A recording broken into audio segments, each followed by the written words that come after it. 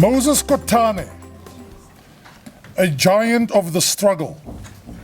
That's how O.R. Tambo once described this larger-than-life hero of the struggle.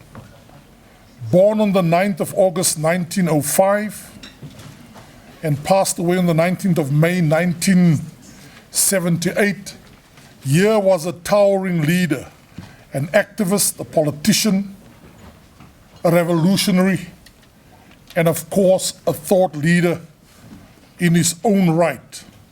Former Secretary General of the South African Communist Party from 1939 until his death in 1978. He was of course succeeded by Moses Mabhida. Started working at the tender age of 17. He joined the ANC in 1928 and just 1 year later decided to join not just the more revolutionary SACP as he saw the party, but the more intellectually renowned one in his eyes. Just a year later, in 1931, he became a full functionary of the South African Communist Party. He was sent to Moscow to go and study Marxism, Leninism, and was ultimately the recipient of the Lenin Prize. Again, as Walter Sisulu said, we are here during the first tonight Moses Kotane lecture to pay homage and celebrate this giant of a revolutionary figure. My name is Chris Landsberg. I hold the South African chair in African diplomacy and foreign policy, and it is my honor to facilitate tonight's meeting. Let me start by just recognizing a number of people. I would like to start first of all on behalf of the chair of our council here at UJ, Mr. Mike Teke, and of course our Vice Chancellor and Principal, Mr. 4IR himself, Professor Tsilitsi Marwala. Welcome all of you. And he is of course accompanied by the President in his office, Dr. Nolita Vukuza. In fact, sorry, I forgot to say Dr. Ambassador Nolita Vukuza. I should just get the protocol right. It's of course a great privilege and honor to have one of the foremost intellectuals of our continent to render the lecture tonight, Dr. Professor Ibbo Mandaza.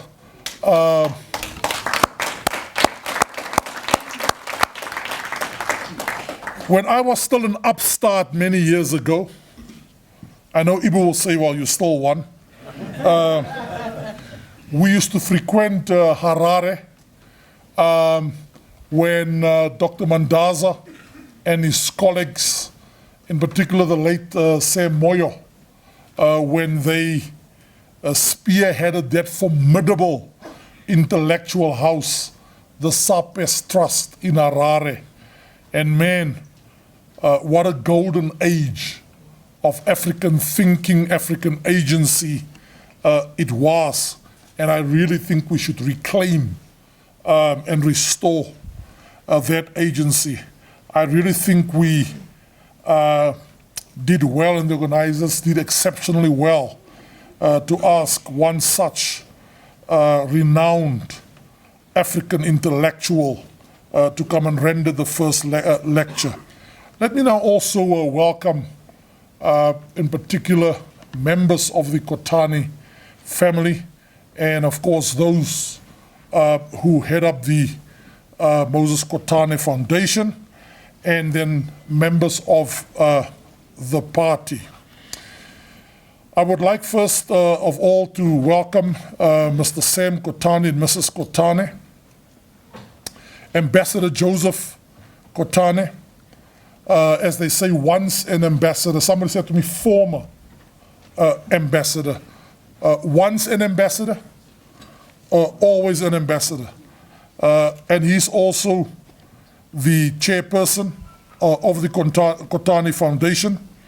Jose Godfrey Gasebone, he can't be with us tonight.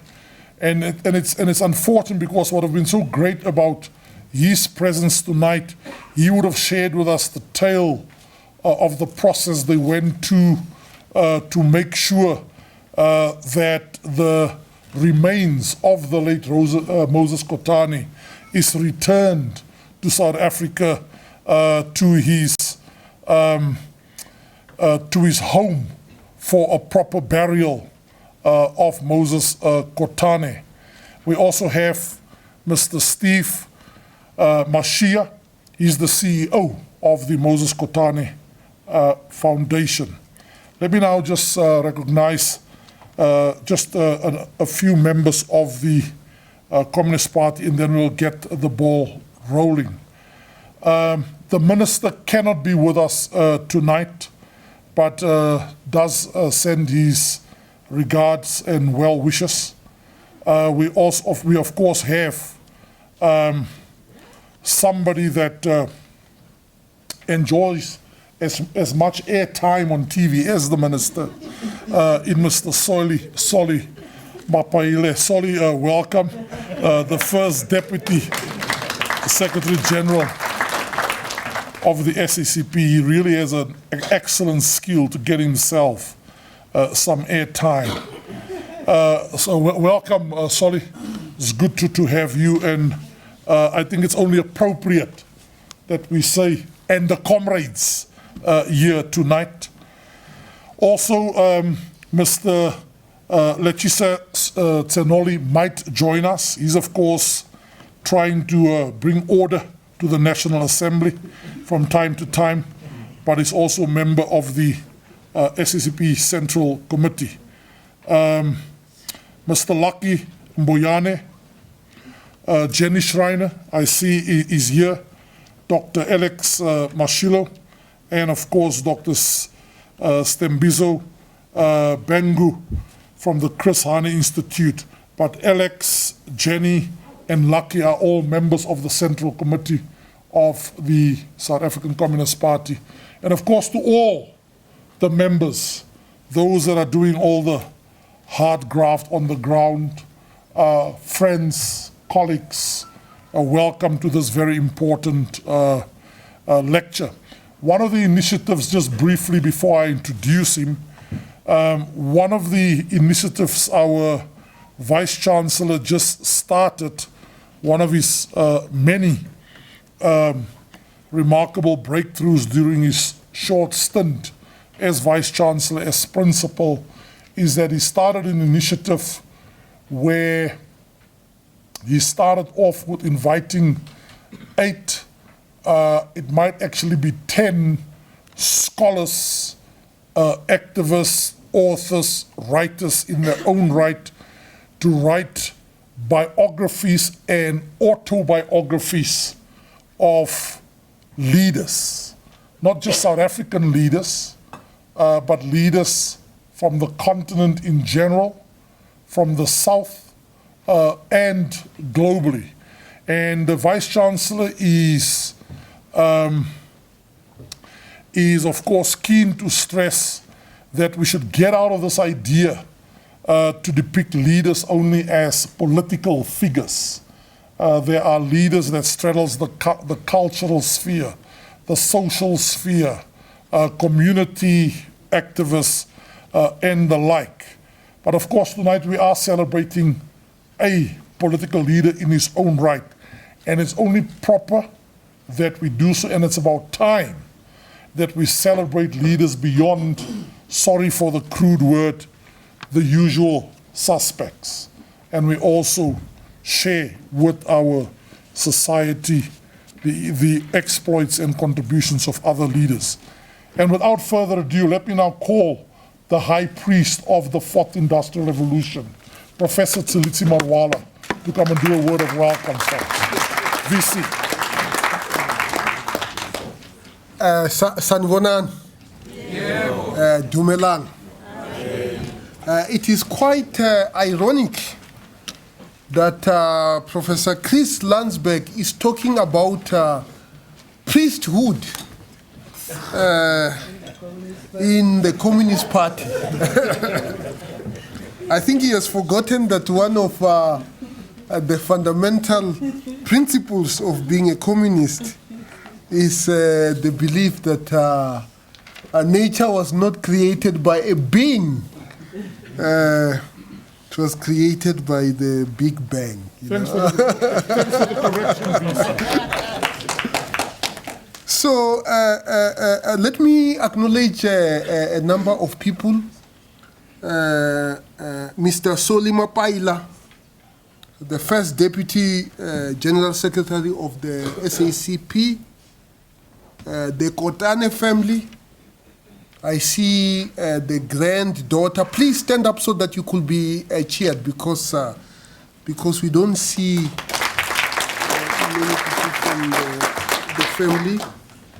Members of the Central Committee of the South African Communist Party, Jenny Schreiner and others. I also would like to single out Dr. Alex Mashilo, because this concept of learning is very much part of building a society that actually thrives. And Alex has just received his PhD. I have to congratulate him. But Alex, you should have done it at the University of Johannesburg. But nonetheless, this is the work very well done. I also would like to acknowledge our speaker, Dr. Ibbo Mandaza. I come from the part of South Africa, the small part of South Africa that is north of Tropic of Capricorn. It is not Zimbabwe. It is in the Limpopo River. And from where I come from, if you go a little bit north, you can actually see Zimbabwe while you stand in South Africa. In fact, you can see Zimbabwe and Mozambique at the same time while you stand in South Africa. So, Dr. Mandaza, welcome to the largest university in Johannesburg, and the most exciting one for that matter in South Africa. I also would like to acknowledge the UJ staff, Dr. Nolita Vukuza. You can stand up to be acknowledged. And also our representative, Dr. We have lots of doctors here, by the way. Dr. Lindam Trisha. She has worked on this project that is very close to my heart from the onset when we launched it. What we forgot when we launched this lecture, we realized that there is another Moses Kotane lecture. But we believe that this one is the most exciting one. So ladies and gentlemen, welcome to the University of Johannesburg. And welcome to the second annual Moses Kotane lecture at the University of Johannesburg. This is a University of Johannesburg lecture that is held every year. And this lecture comes at an interesting time for the University of Johannesburg. It comes at a time when the University of Johannesburg is leading the debate and the implementation of taking our society to the fourth industrial revolution. We are launching tomorrow a new course where all our first year students will have to learn about artificial intelligence. Because we believe that this issue of automation is very, very important. And many of you might know that Marx actually foretold this thing of automation. He did not call it artificial intelligence. He called it dead labor. I don't know whether you know the concept of dead labor, which is labor that is done by a being that is not living. And the second reason why I am excited about this is because when I became a vice chancellor, I was quite concerned about recording history of African leaders in all spheres of life. And some of the books, I read a book called The First President. It's a book on John Langalibalele Dube, written by an American. And I kept on asking myself, are there no Africans, are there no intellectuals in the continent of Africa that can be able to write such a book? And of course we do, but if we do not invest, we are not going to get this. So I committed that during my tenure as Vice Chancellor, we are going to write 10 biographies of African leaders. The first, Jenny, the first biography that we were hoping to launch was the biography of Mzala Nxumalo. But the person who was contracted to write the book died during the process. So we missed the boat. And I think maybe we should also include Moses Kotane biography as part of this. I'm going to make sure that he is included. But the first biography that we just launched, written by the University of Johannesburg research fellow, was the biography on Robert Sobukwe. We launched it on Tuesday. And this book delves into the psychology and the thoughts behind the man whose political writings inspired Black consciousness movement and also inspired the first major split in the African National Congress when the PAC walked away from the ANC. I think these moments are very, very important because a society that does not learn from its history repeats the mistakes that it has made in the past. So in this manner, we are reclaiming the African narrative by telling our stories in our own voices. It is also fitting that we are honoring Moses Kotane today. We are not well versed with stories on South Africans, special South Africans that have made significant contributions to what South Africa is all about. One of the things that Professor Landsberg missed was that Moses Kotane was also the Treasurer General of the African National Congress. You missed that. I beg to agree. The reason why we are doing this is because our history is rich with stories that many of them are going into graveyards because people who are supposed to tell these stories did not get the opportunity to tell these stories. So the gap that is left, especially for those of our people who have departed many, many years ago, has to be filled by our doctoral dissertations in our libraries, where we have to find out who these people were, what inspired them, and how do we move forward. By the way, I realized that the second Deputy Secretary, General Secretary is here. Welcome. While he is often been termed the chief architect of the struggle, little is known about Moses Kotane. He was obviously the longest serving Secretary General of the, General Secretary of the SACP and also of the Treasurer General of the ANC. So instrumental was Moses Kotane in the struggle that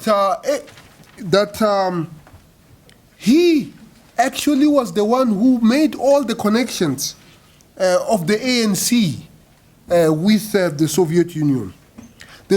Part of the reason why he was elected the Treasurer General of the ANC was precisely because of that reason. Because when you think about the General Secretary of the SACP, you don't associate them with money. So the deployment of Moses Kotane was not just about money, but also because he was a link between the ANC and the Soviet Union and the whole socialist world. So he was a man who was grounded in theory, because there are people who believe that you can be able to achieve much without theory.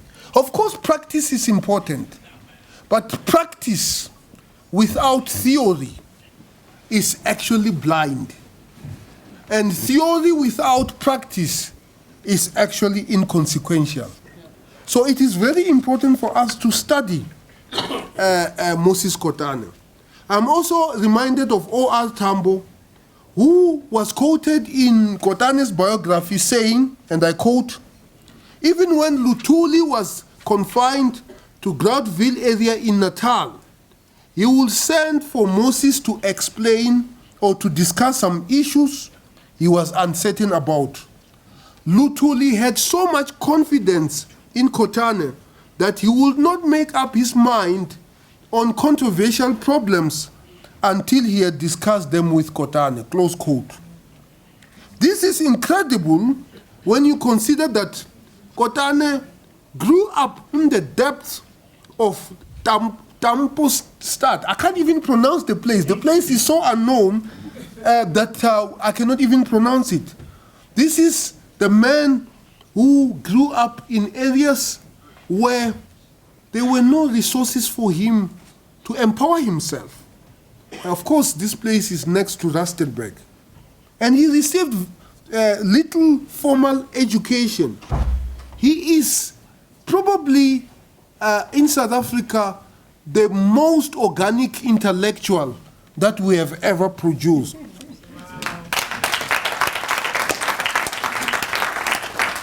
Despite his circumstances, he changed his fortunes. He was largely self-taught, and he was an insatiable reader. And I'm saying this because we have young people in the room. If you do not read, you must not lead. Yeah.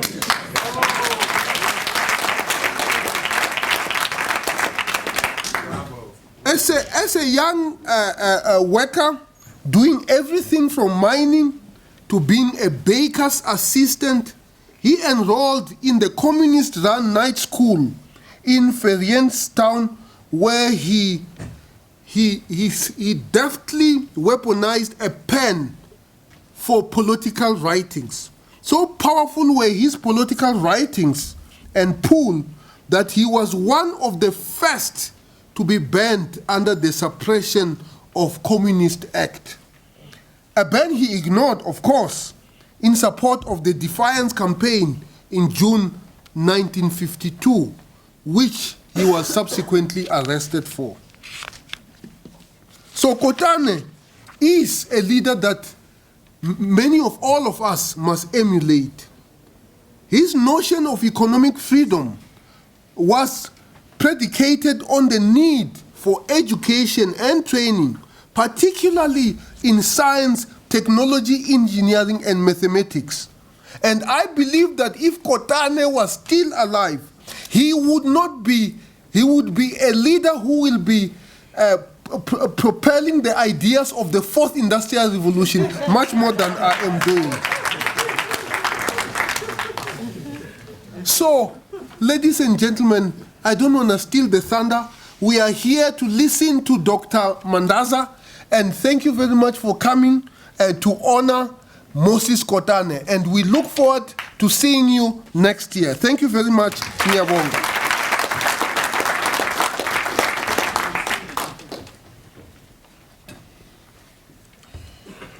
So I thank you very much, Vice Chancellor and Principal.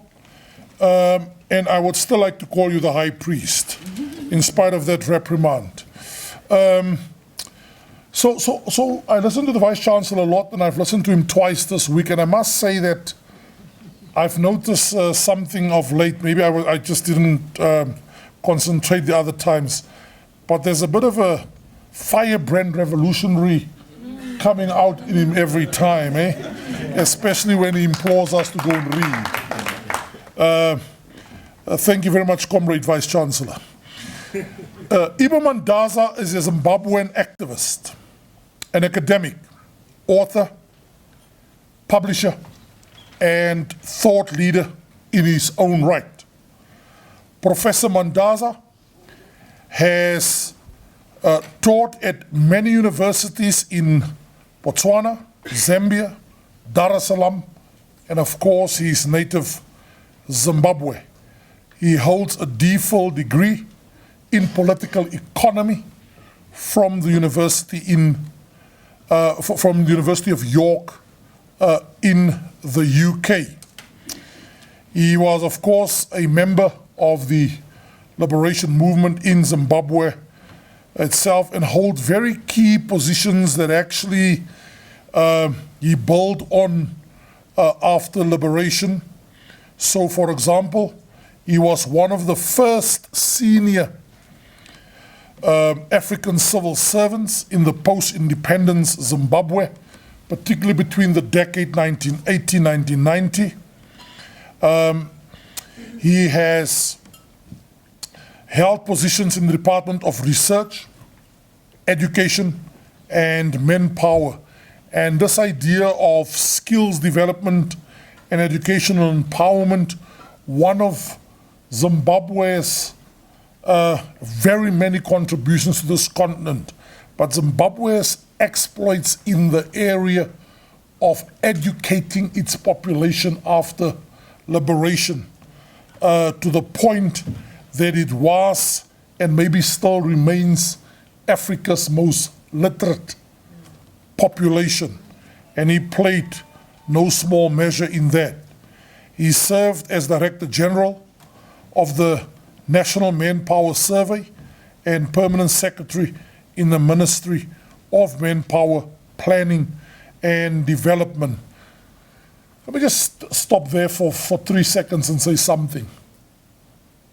I think South Africans can really learn a lot from post-independent countries about the idea of planning. Sometimes we reinvent the wheel, We plan and we replan, and then we go back and then we unplan just to start to replan again. But countries like Zimbabwe have taken the idea of planning very, very seriously, and there are people like Ibbo Mandaza that we can learn from. He was Deputy Chairperson of Zimbabwe's own Public Service Commission. They prided themselves on building a meritocratic civil service in line with the idea of a developmental state. Ibbo Mandaza was chairperson of the board of directors of the second largest tourism and hotel group, Rainbow Tourism Group in Zimbabwe. But most of us in this room knows Ibbo for his role in being a founder, member of and chairperson of the Southern African Political Economy Series SAPES Trust, a regional think tank and convener of public dialogues. I present to you Dr. Professor Ibbo Mandaza. Sanboran. Dumelan. Good evening. Are there any Zimbabweans, Maneru? No Zimbabweans. There are some. I will show you soon.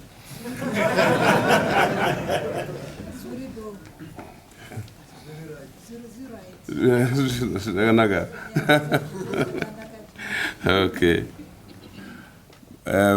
Thanks, Chris. Thanks very much for the introduction.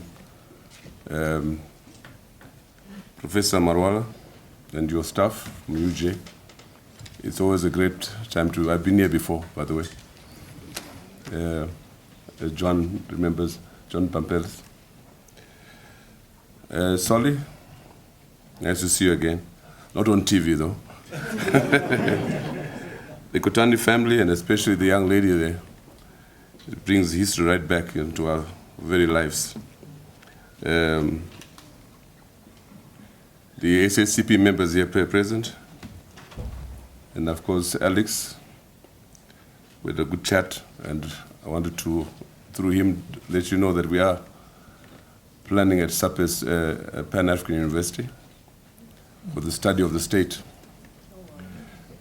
study of the state and transformation of the state.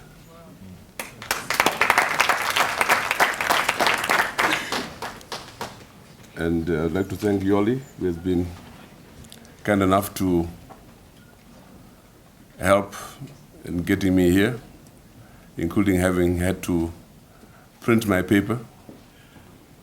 There was no paper power in Harare this morning.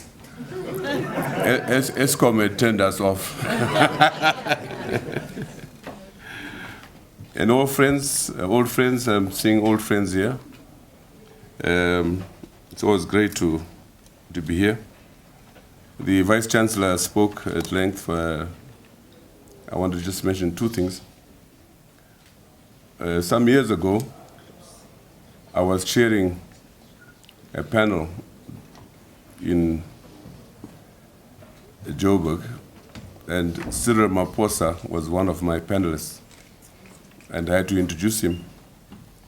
And I said, this man is from a small part of Zimbabwe on the South African side.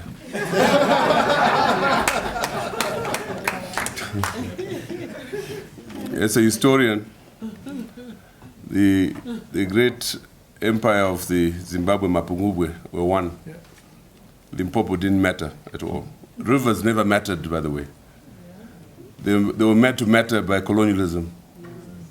Rivers, no rivers in Africa divide people at all, not one. Let's remember that. And it's a point I'll raise in my lecture soon. The second point you made is about the biographies and autobiographies of leaders. We'd like to join you at SAPES. We have SAPES books. We have been publishing biographies and autobiographies. Some years ago, we wrote to everybody. And as you know, I was associated with the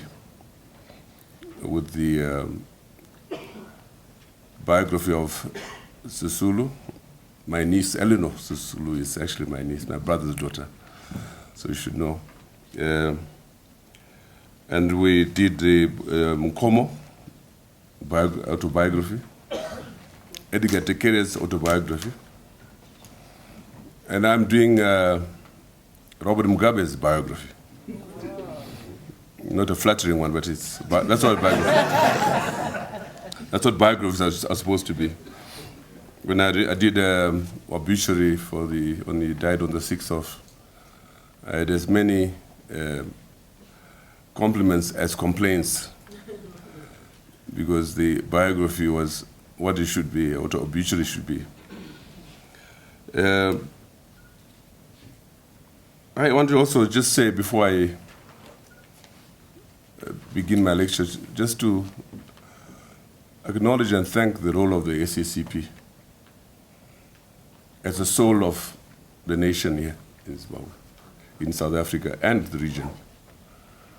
It might be a platform, but a very important platform. So I'm pleased to be associated with yourselves, Solly, this evening, and I'm grateful that that you invited me to join you in honoring this great man. I'm not surprised. I know who got me here, even though he's not here. I will get him one day.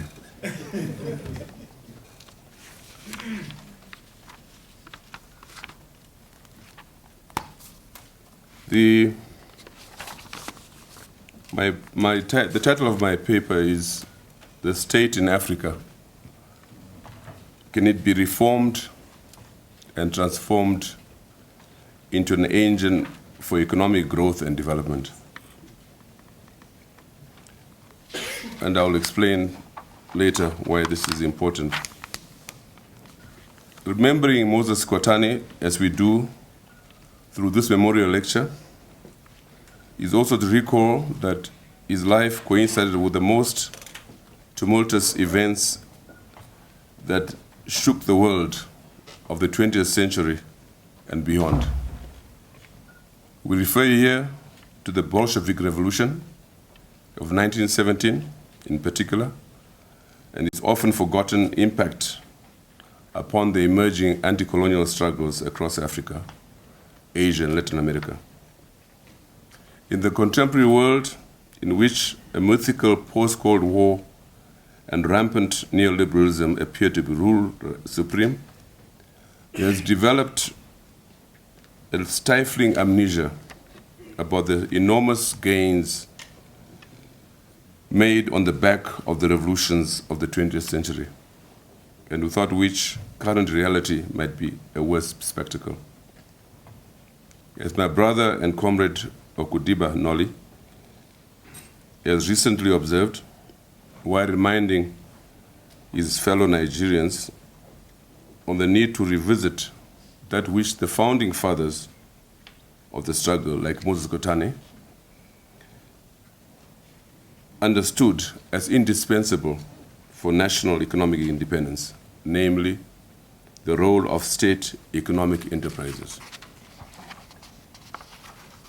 And I quote, for example, the Soviet Union moved from third world status in 1918 to first world and superpower status in 1958 on the basis of state monopoly of economic activities. Thus, in a mere 50 years, which began with the devastations of the First World War and the massive destructions of the Second World War, the Soviet Union made phenomenal progress. Its demise has nothing to do with its state economic activities, as bourgeois propaganda contends. Rather, it is the result of the imperial ambitions of Russia, its ill-advised military competition with the United States of America, and its consequent neglect of the economic and political yearnings of its people within and outside the state economic enterprises. Similarly, China, which is this year celebrating the 70th anniversary of its independence, of its revolution, had in 20 years, 1949 to 1969, successfully reorganized the economy away from dependence on the West and from a semi-colony to an independent and self-reliant one. Although the private sector was reintroduced in the mid-1970s, state economic activities still control the country's economy.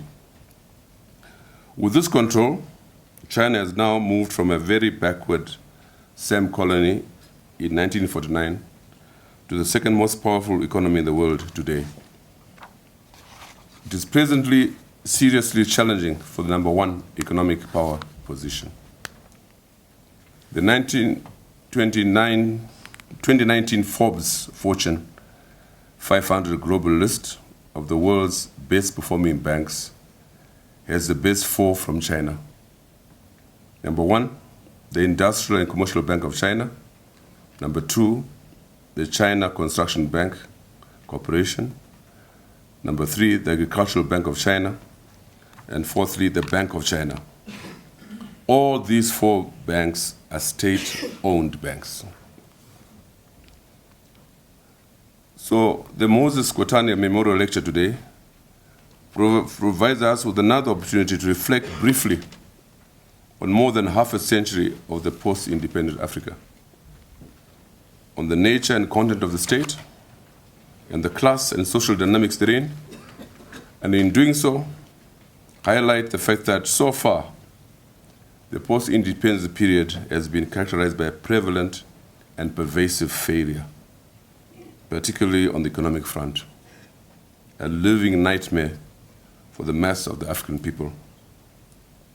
And thereby we propose herein that the imperative for an organized turnaround must begin with state reform and transformation project, including a return to and focus on the public sector and state enterprises in the struggle for economic independence and progressive social development in Africa.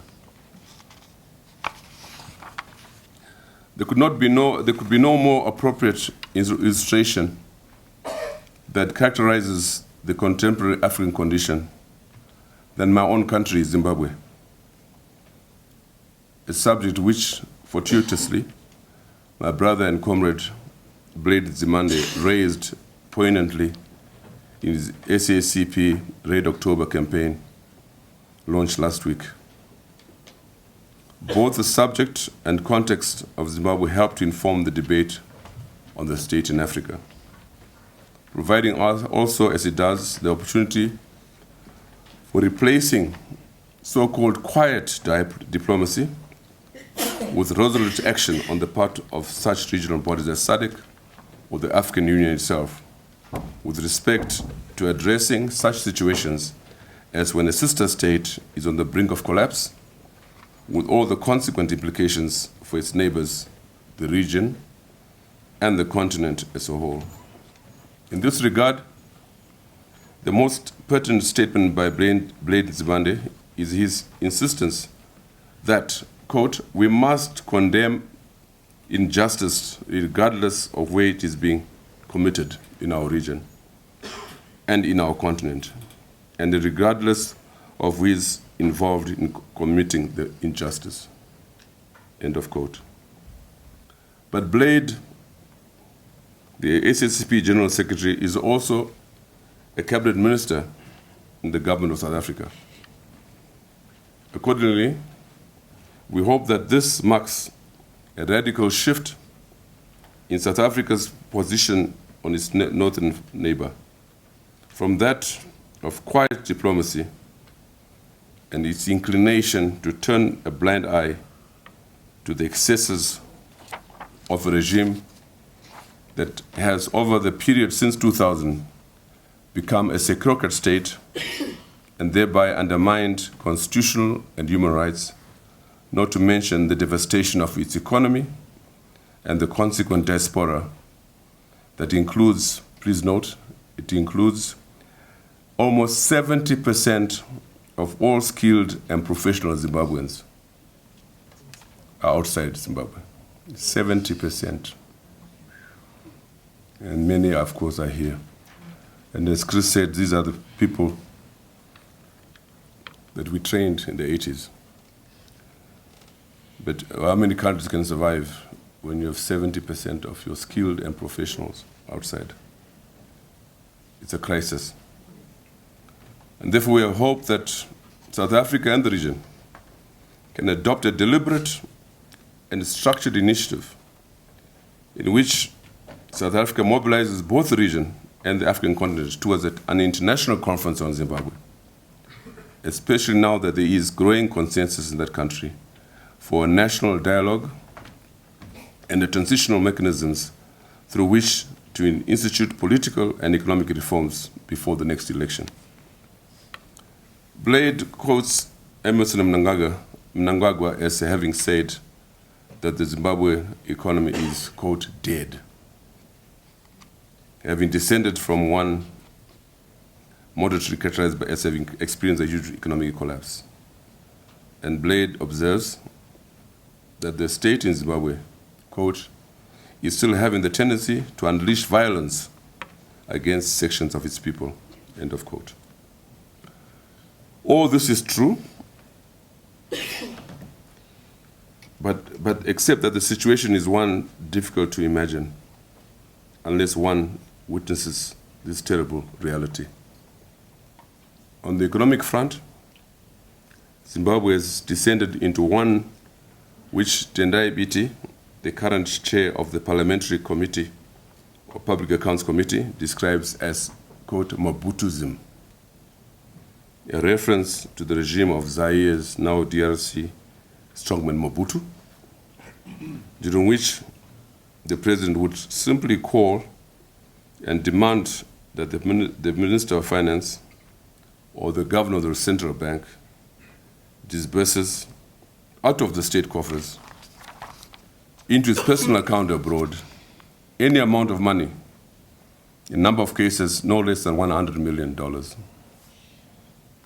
So only 2 days ago, on 8th October 2019, the National Standing Committee of the opposition movement in Zimbabwe issued the following statement, and I quote, "The party notes that there has been state capture as evidenced by cartels comprising top state players and a politically connected elite. It is these cartels that are stealing the taxpayers' money through illegal deals and other nefarious activities that have brought the economy to its knees," end of quote. Likewise, just 2 days ago, the Zimbabwean heads of Christian denominations stated the following, I quote, "The current deteriorating economic crisis, which is characterized by systemic corruption, shortages of fuel, prices going out of control, and collapse of the health sector, needs to be built. The idea of the Sabbath is a deep theological theme in the Old and New Testament of the Bible and in church tradition. It is based on God's command to his people to set aside the seventh day for rest. 7 years are also considered as Sabbath years. Therefore, in this Jubilee season, land would be left fallow, new relations will be built. The point they're making here really that things are so bad that they feel that there should be no elections because elections are meaningless. And they're calling likewise for a transitional mechanism. Last month, the International Monetary Fund, which was in Zimbabwe to do the so-called staff monitoring program, confirmed that the Zimbabwe economy, which under normal circumstances should be earning annually at least more than 5 billion from exports, including gold and other mineral resources alone, was imploding. Coincidentally, the IMF witnessed during its visit to Harare a sudden spike in the exchange rate from 10 RTGs or Zimbabwe dollars to the US dollar to more than 20 Zimbabwe dollars to the US dollar, all because of one transaction in which the cartel, comprising top officials of government and politically connected elite, had commandeered $366 million out of state coffers, and in the course of dealing on the parallel market, also landed itself in an even stronger position as central in the fuel, mining, and banking sectors. So you have a situation in Zimbabwe where a cartel, which involves the top officials of the state, controlling the economy and even influencing the exchange rate on day to day. It's looting. Rescuing Zimbabwe. Will South Africa and the region respond to civil society? Against such a background, it has been a misplaced expectation that the former liberation movement in Zimbabwe could have been the anchor or the driving force around which to build a national economy, let alone a coherent and sustained national project. Even the reputation of the struggle itself lies in tatters, hardly an inspiration to succeeding generations, for whom the liberators have long served their purpose. The fears and suspicions that the struggle was more about militarism than politics appears confirmed in reality. Not surprisingly, under the vain so-called Restore Legacy slogan that accompanied the coup of November 2017, the military and its surrogate cabal of politicians have now ensconced themselves in what is now a securocratic state or a military state, so predatory and parasitic in nature that it is virtually burning itself out, compelled as it is to have to rule by the gun. As historical precedents would inform us, a state which seeks to survive through sheer violence and brute coercion is one destined to crash sooner rather than later. Therefore, the state-sponsored campaign of violence against the massive opposition, the preemptive abductions of members of civil society bent on expressing their views through peaceful demonstrations, and the history of rigged elections since 2000 about the symptoms of a regime beyond redemption. A publication entitled Excelgate, How Zimbabwe's 2018 presidential election was stolen, will be published end of this month. It is a graphic illustration of the institutionalized rigging of elections by a military security apparatus, with the shocking revelation that Mnangagwa, quote, actually got 33% of the vote, compared to his main opposition rival, leader Nelson Chamisa, who garnered 66%, end of quote. The question is whether the world stands by while Zimbabwe implodes completely, with all the consequent implications and ramifications for the mass of its citizens in particular, or an urgent rescue plan is instituted involving a national strategy, regional superintendents, and international scaffolding. 3 years ago, in 2016, a group of us, the Platform for Concerned Citizens, PCC, highlighted the risks attendant to the Zimbabwean situation, including an analysis which demonstrated that the state was both unwilling and unable to reform, politically and economically. We warned about the danger of growing violence and predicted the coup, which, as the period since it occurred in November 2017 to the present, testifies that it marks a stage in the disintegration of the Mugabe, Mnangagwa, Chiwenga regime.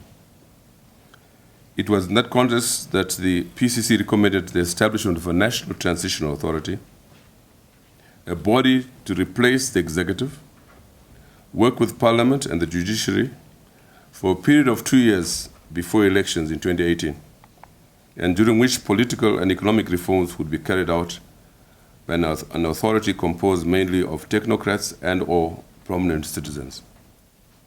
Neither the ruling party nor the opposition welcomed the NTA idea. Why? The main actors in the state were already in coup mode by 2016. And the opposition MDC naively believed, as before, that they would win and take power in 2018. So it is that the events since November 2017 have brought Zimbabwe to this very desperate situation, in response to which civil society is insisting that something akin to the Transitional Authority be established as a matter of urgency.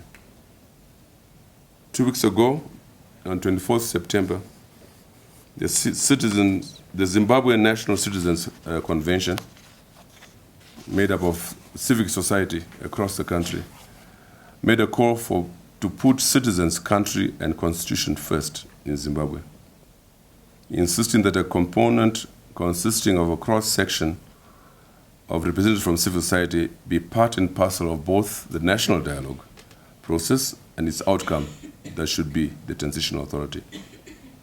2 days ago, on 8th October, the Zimbabwe heads of Christian denominations implied the same, proposing that the Southern African country suspends general elections for 7 years, quote, to give Zimbabweans time to heal from past wounds, recover economically, and adapt to a fresh culture of cooperation, nation building, and peace. Accordingly,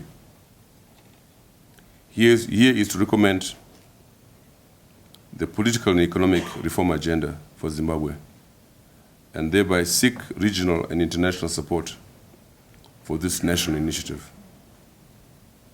Hopefully, South Africa will take the lead by engaging, in the first instance, both Mnangagwa and Shamisa, but not to the exclusion of Zimbabwean civil society, including the diaspora, which has taken the lead in this regard.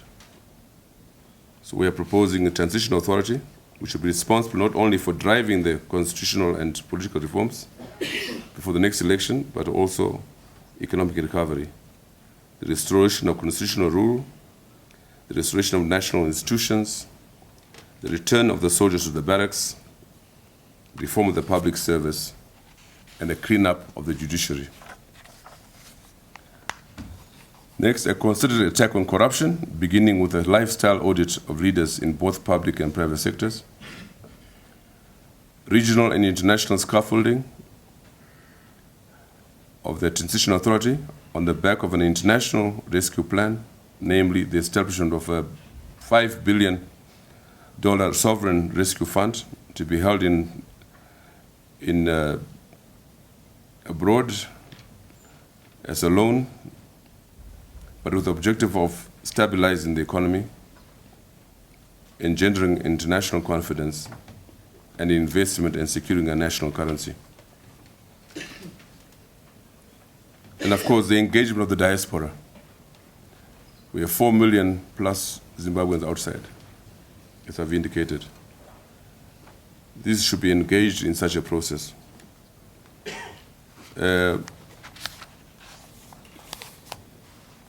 This is a tall order, but with the requisite political will and support of the region, we believe it can be accomplished.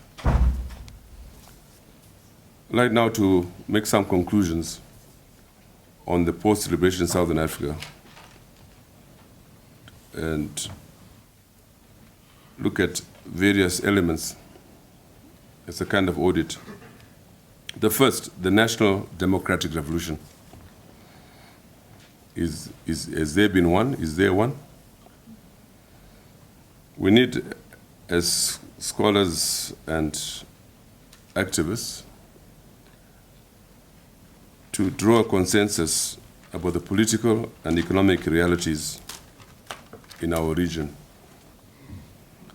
First, the expectations of the national democratic revolution, the stage immediately succeeding the end of the struggle for national liberation, have remained largely an illusion in Angola, Mozambique, Zimbabwe, Namibia, and even in South Africa, wherein the term was coined in 1998 through the work of Joe Slovo and his comrades in the South African Communist Party.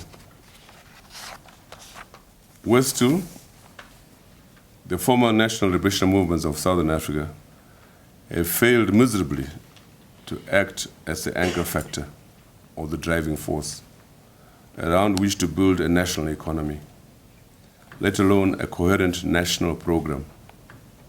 To be frank, the former national liberation movements of Southern Africa have long served their purpose, and in many cases now run the risk of inviting ridicule and cynical commentary, not only on the part of our detractors, but also succeeding generations in Africa, including our own children and grandchildren. Second, and largely as a consequence of the foregoing, in which the leadership has been found wanting in terms of both capacity and political resolve, there is a burden of continuity in an economy in which the combined forces of international capital and white bourgeois interests have for decades reigned supreme at the expense of the black majority of peasants, workers, and a fledgling black middle class in the region. In the context of Southern Africa, this has bequeathed a peculiar form of decolonization, but one in which vested interests of old have not only remained largely intact, but even thrived under the peaceful and democratic conditions of the post-liberation dispensations. Attempts in Zimbabwe and South Africa at intervention, as in the case of the former with respect to the land question in Zimbabwe, or Black Economic Empowerment, BEE, in South Africa, have yielded only scant success. And in the final analysis, just adding numbers to that group called the comprador bourgeoisie, about which we discuss shortly. A lot has been said recently about the land reform issue in Zimbabwe, including a claim by someone I won't name that Mugabe delayed the process until 2000 in deference to the considerations attendant to the liberation process in South Africa, particularly the need not to scare the whites who would have become more intransigent in the face of the kind of aggression and ruthlessness with which many of their counterparts across the Limpopo lost their farms under the fast-track land seizures. As one who was close to the process in Zimbabwe, I can with confidence state that this version of events is far from the truth. Suffice to state, for the time being, that not only was the imperative of resolving the land question in Zimbabwe so grossly belated on the part of a government which lacked the capacity and political resolve to do so, but more important, it was a process which was prompted belatedly in 2000, less on the basis of the political and economic imperatives of a struggle about which the land question was central, than as part of a defensive action designed to preempt an election outcome in which Mugabe and his party would have lost in the elections of 2000. In fact, the rejection by the opposition of the proposed new constitution in the referendum of February 2000 is what, in effect, prompted the violent and largely disorganized fast-track land reform program. So, while the latter was historically significant in heralding a process through which the land question is being resolved in Zimbabwe, it is also a fact that it has yielded new questions about property rights, not least the specter of a black minority having replaced a white minority, to the extent that the ruling elite, composed of politicians from the ruling party and the state, the top brass in the military, police, security, and public service, inherited free of charge the best of those 4,000 or more farms. As already described above, the combination of a secretary state and its attendant campaign of economic mismanagement accounts in large measure for the disaster that is Zimbabwe today. In short, the failure to address the burden of continuity in a manner designed to institute both redistribution of wealth and an enhanced production remains a challenge in Southern Africa in general. In this regard, South Africa itself should not think that it is immune to the problems that have caused what Blade calls forced migration from both the sub-region and beyond. For as long as the structure of the economy remains as it has been, let me warn you, it is inevitable that the growing army of unemployed, already 8 to 10 million plus in South Africa, will become just as restless and footloose as their counterparts across the border. The question tonight is whether such forced migration will head into the neighborhood of Southern Africa, including across the Limpopo one day. Welcome. Beyond into the continent, or across the seas, as is happening in the case of the many African citizens seeking refuge in Europe while hundreds perish in the Mediterranean or even in the Sahara Desert long before they reach their unknown destinations. The more reason why there should be a more holistic and regional approach to the problem of forced migration, including the need to address the historical foundations of unequal and uneven development within and between African countries, including those of Southern Africa. The pathology of development has been exacerbated in the period since the end of apartheid. For example, the expansion, or is it externalization, of South African white capital into the rest of the sub-region in the form of what I call the supermarket or shopping mall economy. If you go into Lusaka, into Tanzania, not to mention Zimbabwe, these shop rights, is it? Game, they're being built every day. The flood of consumer goods, thus further undermining the manufacturing capacities of the neighboring countries, not to mention the consequent growth in unemployment and, of course, forced migration into South Africa itself.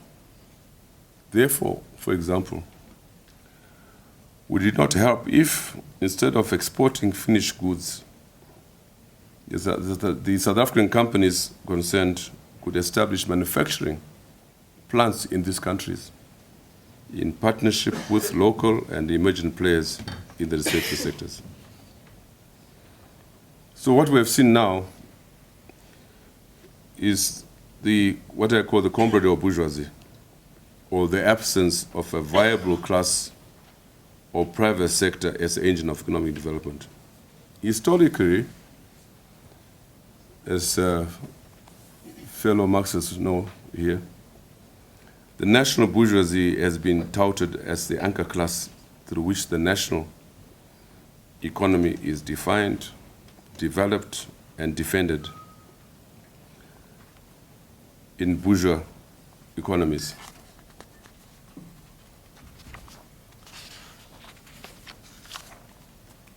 As has been adequately explained elsewhere, the very nature of colonialism, especially apartheid and white state colonialism, was such as to have preempted the development of a black national bourgeoisie in Africa. And even though we discern the features of an emergent bourgeoisie in such countries as Nigeria, Kenya, and even South Africa itself, Samia Amin, whom many of you know, and other economists have explained why, in this era of the dominance of international capital, the national bourgeois project is not feasible. Whatever the case, the reality is that Africa has succeeded only in producing the comprador bourgeoisie, the residue of international finance capital. It's a class which now straddles both the public and the so-called private sectors, and has increasingly captured the state in our countries, in partnership with international capital and/or its cartels. For the record, Mao Zedong, in his analysis of the classes in Chinese society, defines the comprador for us. And I quote, "A comprador, in the original sense of the word, was the Chinese manager or the senior Chinese employed in a foreign establishment. The compradors served foreign economic interests and had close connection with imperialism and foreign capital," end of quote. Elsewhere, especially in the 18th Steve Biko Memorial Lecture, I outlined in some detail the historical origins of the comprador bourgeoisie in Southern Africa in particular, and Africa generally, including the role that such multinationals as Anglo-America, Lonro, etc., as have been associated with the extractive industries, and will have comprodorized even some of the key African nationalists, even before Freedom Day itself. But perhaps not surprisingly, it has been largely through the extractive industries, mining, that the comprador bourgeoisie has grown during the post-liberation period. expressing itself as it has, not only through the members of the political and military security elite, and in collaboration with their counterparts in the private sector, and in multinationals at home and abroad, but also in the apparent conflation, the frightening conflation between power, corruption, and wealth. But the main import of my submission today is to underscore why the comprador bourgeoisie cannot and will never serve as the engine of the development in Africa. For by nature, the comprador bourgeoisie is a class in itself and for itself. It is bereft of a national vision, no national interest, mainly because it is incapable of conceiving such. And more significantly, it is a class that lives for today, uncertain about tomorrow, and hence the looting of the coffers become a frenzy. These are nothing less than thieves, says my late brother, Gabriel Mdenda. The future of Africa. Can we reform and transform the state? So 50 years since Amilcar Cabral raised the question in 1969 in the revolution in Guinea, we're back to it today. Since post-independent Africa does not have an anchor class such as the national bourgeoisie, who should play that central role as a driving force for economic independence and development? The history of post-independent Africa has been largely an account of the state itself. It continues to be the theater and center of power and its attendant class struggles. It is an arena so coveted as the very source and repository of fruits of independence. It is almost the very heart of society. The latter can hardly survive without it. Regrettably, there has been the tendency to distinguish between the political and the economic, forgetting that the two are dialectically related and hence political economy. For example, there has been over the decades a disproportionate emphasis on the political features of the state. For example, whether it is democratic enough and its conduct with respect to the rule of law and human rights. All this is important. But less on the economic issues which have been increasingly assigned to the private sector. So in true neoliberal fashion, there's grown the notion that the state exists only to facilitate economic activity, but not to be involved in it. All this against a stark reality that democracy, human rights, and the rule of law are always threatened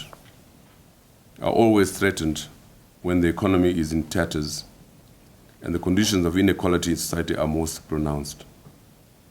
Therefore, what's required urgently in Africa is a return to the drawing board, in which the false dichotomy between the public and private did not exist. As Nolly has asserted, the founding fathers, like Moses Kotane, of our struggle for independence in Africa, understood the wisdom of state economic independence. To highlight this point is not to ignore the private sector, nor to have elements therein nationalized. Indeed, we should continue to encourage entrepreneurship as a historical feature of African society.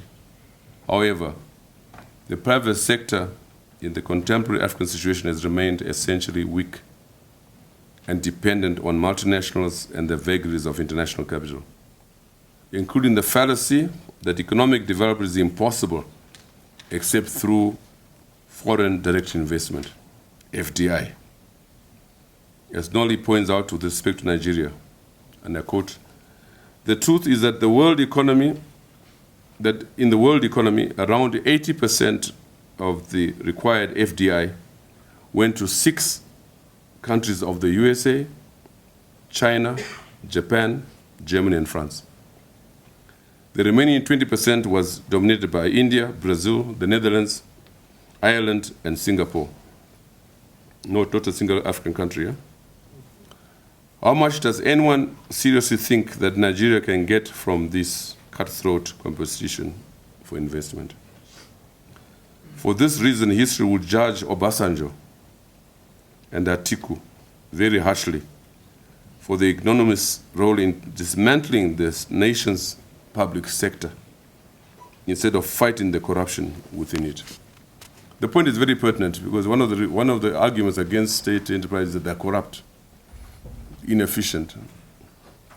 You can clean out corruption and you can get efficiency in parastatals. My last job in government was in charge of parastatals. And Chris mentioned that I was chairman of the second largest tourism company in Zimbabwe. It was a parastatal, it was a public enterprise. And I got it listed on the stock exchange. One of the most thriving rainbow hotels. So, as weak and vulnerable as the private sector is in most of sub-Saharan Africa, hence too the prevalence within it of the comprador elements to which reference has been made. The way forward. Accordingly, the reform agenda of the state in Africa must be both political and economic. Firstly, constitutional and developmental democracy. The necessity of sustaining and deepening the struggle for constitutional and developmental democracy within the context of the separation of powers between an executive, which is supposed to be accountable, the legislature, which is supposed to be both well-informed and vibrant, and the judiciary, which is supposed to be fiercely independent, being the soul of the nation. The need to build national institutions established in terms of the constitution of the country and therefore staffed by persons of integrity who are non-partisan and patriotic. An attack on corruption, beginning with a lifestyle audit of leaders in both public and private sectors, including a public disclosure of assets on the part of office holders. It is shocking, especially in my country. Among the wealthiest people are former civil servants and army personnel.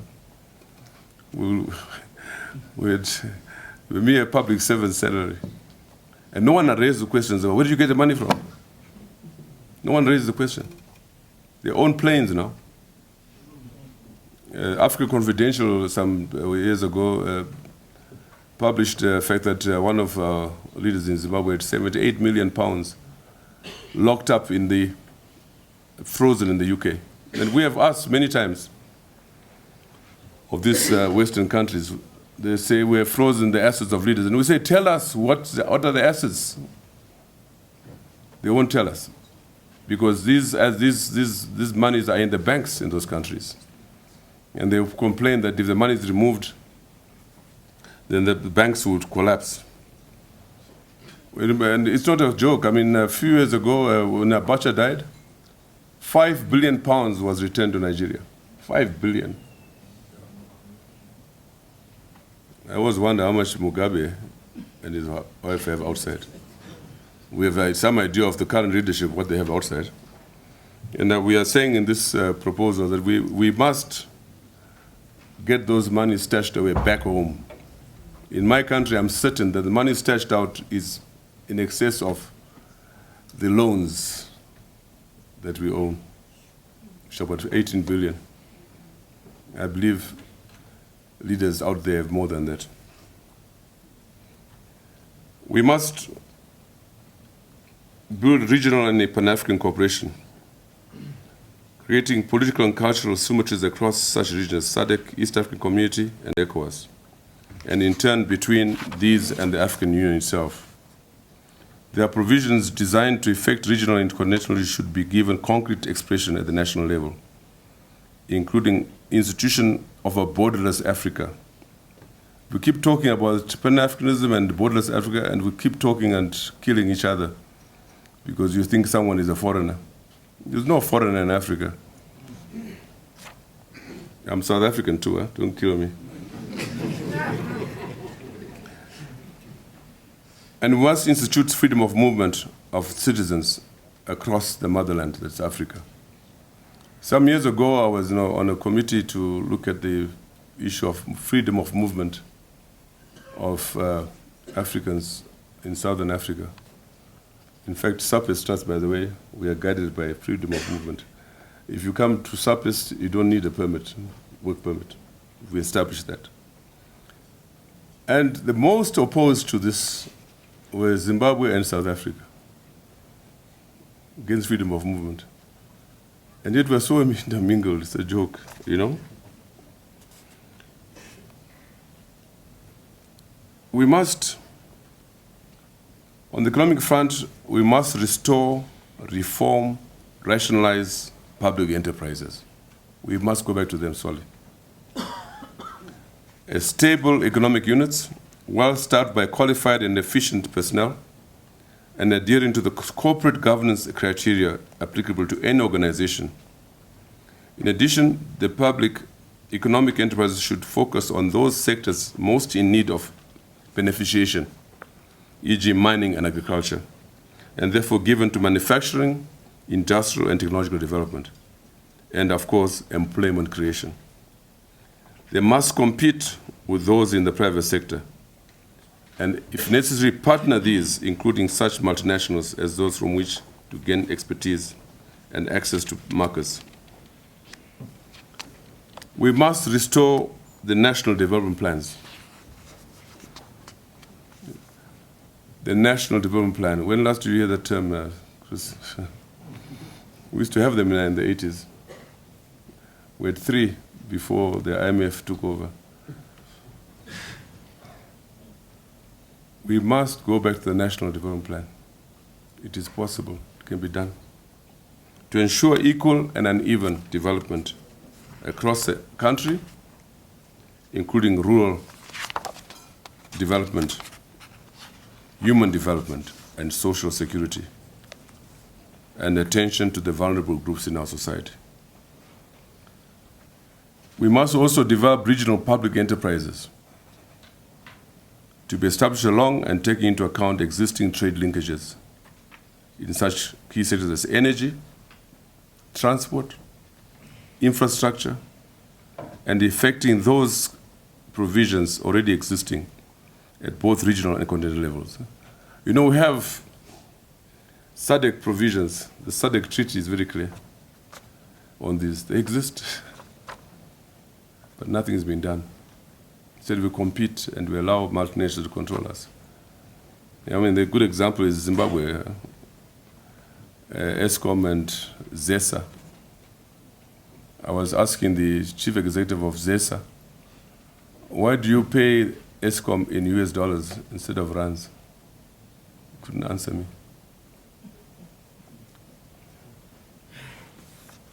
The African Economic Community.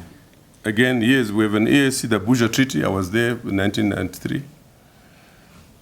It spells out very clearly how we can at least create an economic community in Africa. The provisions are there. We're supposed to have an economic community by 2026. That's how many years from now? 7 years from now, and we're nowhere halfway, not even halfway.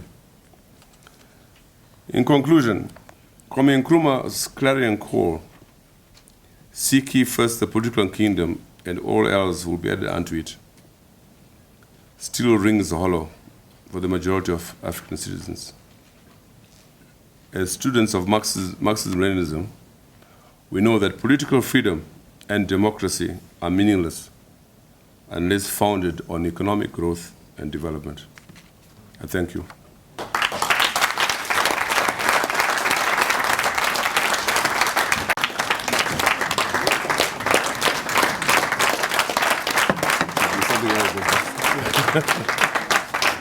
Thank you. Another round of applause for Dr. Mandaza.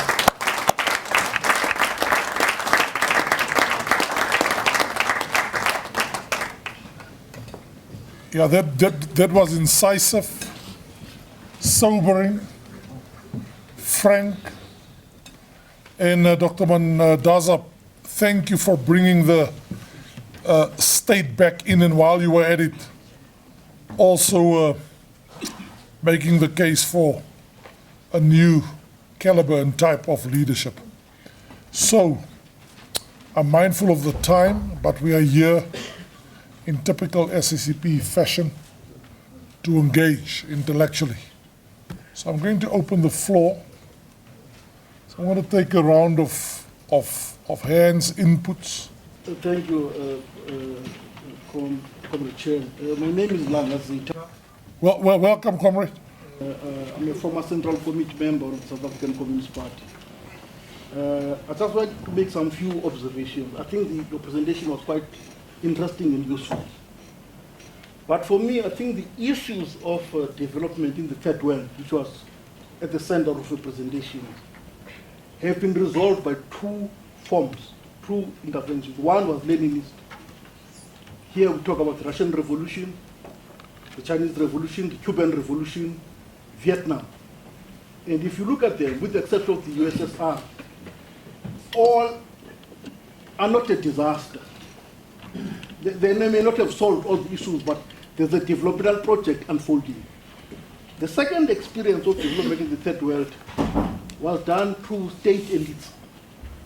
Here we talk about South Korea, Japan, Indonesia, Malaysia, etc., what are referred to as late industrializers. And here the issue was committed patriots, okay, who had developmental commitment to their elites and to society as a whole. I think the issue in Africa, okay, is that we should allow, for what I would call the maturation of classes. Okay? And maybe from 1960 to now, we've not really had that. And for me, I think if what to achieve the issues that you are referring to so eloquently, we need to defend the democratic space in Africa, just the democratic space, and allow classes to evolve. Okay? Without allowing, we must create the democratic space for classes to evolve, because without that, it's just wishful thinking. Only then will we have a developmental state and other things. Let's defend. I think the principal task here is the defense of the democratic space, and I would say that this battle we've lost or won here in South Africa. The future of the African continent depends on what the South African Revolution has to offer. Because here, at least we've got democratic space. We can insult our president, we don't go to jail for it. And that for me is an important achievement. And here, the working class is able to fight, to complain, to protest. It's not allowing the bourgeoisie and the petty bourgeoisie to do as it wishes. So I think here in South Africa, maybe the future of the African Revolution would be settled here. So it's important, therefore, to deepen what we're doing here. Thank you very much. Thank you very much, Comrade Mandaza, for an extremely interesting presentation. Comrade Alex and I were wishing that you'd been with us on our Economic Transformation Commission today, because you wrote half of what we were trying to grapple with today. And I think it's very significant that your thinking around the state, around banks, around the economy, certainly resonated with us in a number of senses. I would be interested to hear you on the issue of how the experience in Zimbabwe has impacted, in particular, on working class women. How that has impacted on the way in which women are or are not part of the motive forces of change within that environment. You spoke about civil society. For me, the question is to what extent the kind of level of mass organization is involved in that, and are we actually seeing organization being rooted in a very different way?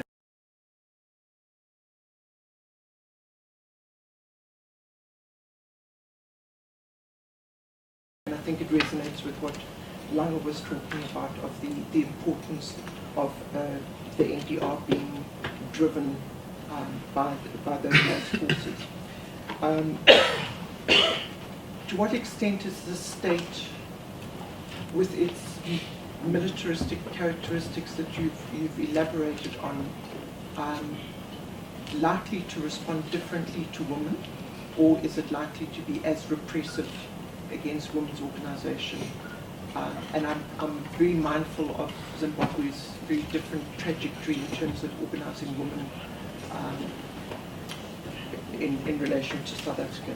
But I think for me, we are seeing in a number of places in Africa, women taking a forefront role in opposing undemocratic, defending spaces of democracy, and it would be interesting to hear your reflections on that in relation to Zimbabwe. Thank you very much, Chair. I think that the reflection was an important one. It helped perhaps to indicate and reflect on the challenges that both our countries are confronting. And it covers the length of the time that lapsed between what happened in Zimbabwe and the challenges that South Africa is now confronting. I think the similarities are there. And I like the point that the good doctor is making. And though he said it lightly, but it's an important point when he says that, well, welcome to Zimbabwe. When our situation turns and becomes a Zimbabwe, if you like. The critical thing for me, though, is not to deal with the issues that he is currently raising. Because throughout the continent, we have experienced all of these. And the reason they are happening is because we don't have the cadre to do the things that should be done by a revolution. Because the revolution is the business of revolutionaries. You can't take a patriot and expect the patriot to become a revolutionary unless you train that person deliberately. It's like a person that joins the ANC because this person is unemployed and can speak a bit of English, joins a branch of the ANC, and he's the only one who speaks some English, and because he does better than most, he then becomes the chair. But that person is not a revolutionary. And we have no ability to train that person to become a true cadre of the revolution. So with respect, Doc, the missing part in your input for me is the responsibility of the revolutionary parties to focus on the development of true cadres of the revolution. The way forward of what Professor Ibbo presented was something that Saka quoted. Next to me is the Executive Director of the Chris Hani Institute. And what was going through my mind when Professor Ibbo was talking about some of the things that could possibly become a way forward, I just think he probably needs to add the following. That maybe as an example in South Africa, there's too much adventurism and voluntarism. Now, in order to understand both the context and the serious implications of the revolution, we would need to accumulate those forces that are, have the necessary capacities, and etc. The point that I'm trying to make is that left-wing intellectuals have actually deserted the masses in the last 40 years or so. Right? How do we bring them together so that they become the backbone upon which the masses can then derive their agency and self-confidence in order to do all the important linkages, both in the context of South Africa and the region, and then understand the challenges that confront them to move forward. And that's where the role of SAPES then becomes important, and even UJ. Not only in the frequency of these kinds of things, but building a bridge that will allow us to better appreciate even the notion of forced migration that the GS was talking about, and implications thereof. And that South Africa is not only, we are not insulated from all of these things, that they can happen to us. Thank you very much. Sure. To say, with the challenges that we're having in Africa, can it then be that perhaps as liberation movement, left organizations, we don't maybe understand the state in its true sense? Even the party, they will always tell you that the state is a tool of class oppression. You correctly said that most of our countries are capitalist states, especially in Africa. Then how then do we maybe perhaps understand, maybe as the first question, the state and its role that it can play to ensure that we move Africa forward? Secondly, as a young person,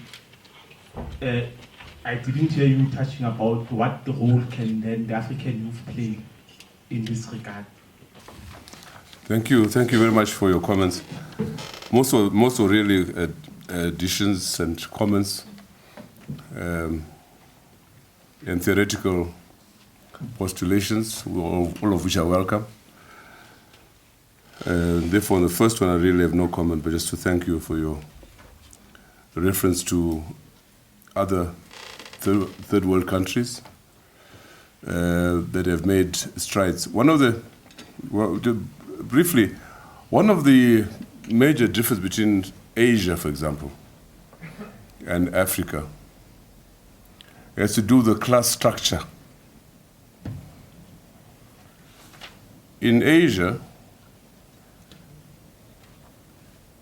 the Asian tigers, for example, they moved from feudalism to capitalism through the Marshall Plan, if you remember. The fear of Red China meant that the Americans, the West, invested a lot and found a feudal class ready to receive it. That's a big difference. This feudal class was able to move into capitalism very quickly. They were landowners. They were very powerful politically, and they became leaders in a situation which was less than democratic, if you remember, all of the tigers. And that difference is very important to highlight. By contrast, in Africa, colonialism destroyed feudalism. If you read the books by Bandi and others, even the biography of Mbeki, you saw, for example, the development of classes in the Cape, and how the Union of South Africa stunted, and apartheid in particular, stunted the development of those classes. So that by the end of apartheid, by the end of colonialism in Zimbabwe, there was no feudal classes. They'd been destroyed. There was no base, no anchor, as I explained. And this accounts for the big difference between Asia and the issue of Zimbabwe and Jenny. I think the role of civic society in Zimbabwe is nowhere near what it is in South Africa, for obvious historical reasons, the main of which has to do with the long struggle against apartheid, especially in the 70s and 80s. There is no similar situation historically in Africa, let alone in the region in Southern Africa. So that is something that I think people must savor, as someone said earlier on, that you have this fantastic social and mobilized base against which the ruling class has to be careful. I would say, imagine there was no power for 1 week or no water in Joburg for 10 days, what would happen? But in Zimbabwe, you have a situation where people get used to it. You know, it's amazing. It has to do partly with the fact that you have 70% of professional skill outside the country. That has depleted civil society, it has depleted the public sector, it has depleted the private sector. Add to that, you have unemployment of 95%. The only people who are employed in Zimbabwe are civil servants, which account for 500,000. So in terms of organization of labor, the point you're making, it's almost impossible. And yet there is that. So the role of women, the state is so repressive. They don't care. I mean, last month we had 2 women tortured brutally, you know. The state, a repressive state, goes for the most vulnerable. Women and young people. If you look at those who have been abducted, who have been brutalized, are mostly women and young people.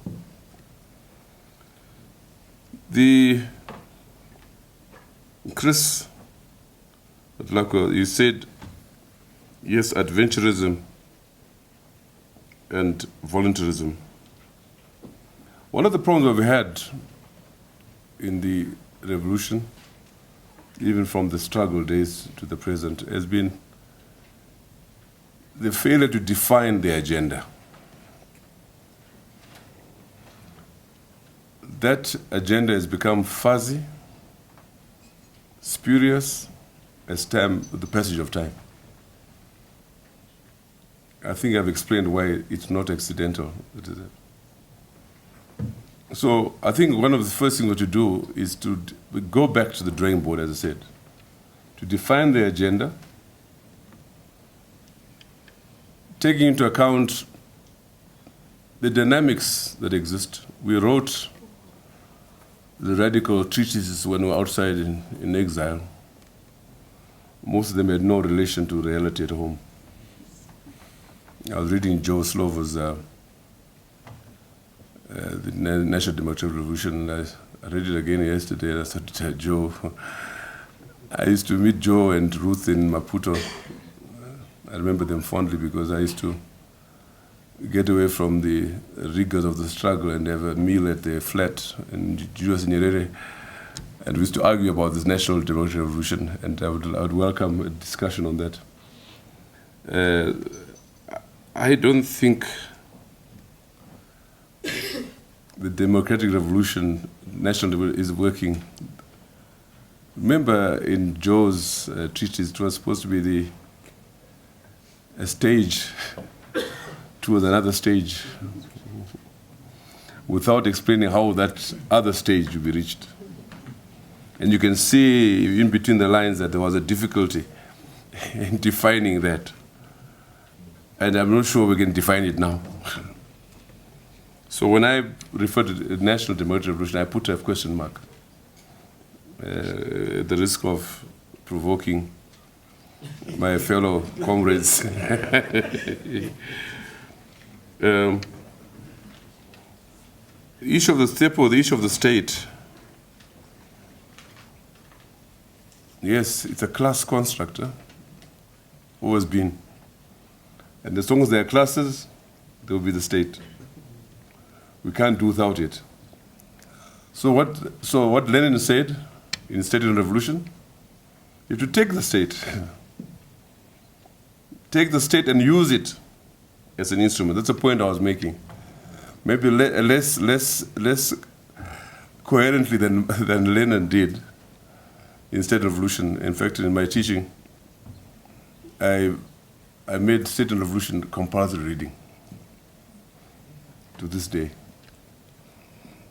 And I think you talk about cadres. I think cadres have to read that State and Revolution. It's not very long. There's also Lenin's lecture on the state. You know it? It's 5 pages. The lecture he gave in the University of Moscow. It's still very important. We may not be Marxists and Leninists, But clearly, Marxism is the most coherent philosophy and an analytic framework still to this day. Let's agree on that at least. So, I remember I used to keep those texts. The only luggage I had, I remember this in 1978 being arrested at the Swazi border with those books, and I was with Emerson Mnangagwa. And he was so angry. He said, "Why are you carrying those books with you?" I said, "That's all I have." And I was posing as an accountant in those days. So I lied to the Swazi authorities. I said, "These are accounting manuals." Well, they were not fooled, because 6 months later I was in Swaziland trying to get married. And they refused. They said, we don't allow terrorists to be married here. So I had to get out of Swaziland very quickly. And the man who called me a terrorist in 1979, it was in June 79. Hardly a year later, I was his guest as a senior government official of SADC. And he looked at me. It was Mr. Nzimande, Deputy Prime Minister. Looked at me at this reception. "Don't I know you?" And I kept dodging him until I had enough whiskey, and I said, "Well, sir, I'm the terrorist you refused to."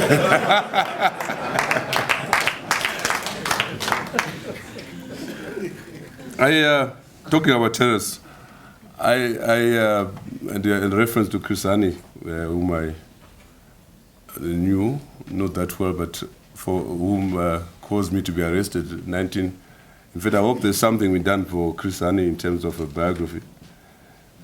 As you know, Chris Hani was involved in the Wange battles in Zimbabwe. And in 1968, I was arrested in Karowe. Karowe is the northern part of Zimbabwe. When the Rhodesian South African forces besieged the ZAPU and ANC cadres, including Chris Hani, they, of course, spread across the northern part of Zimbabwe, trying to get back into Zambia. And it happened, this was 67, 68. And 68, I was in Karowe visiting a brother, and I was arrested at night and taken to the cells. And I never forget this. These policemen were saying, "Honey, honey, honey. Is it honey?" I never, only later on I remember, they thought I was Chris Hani.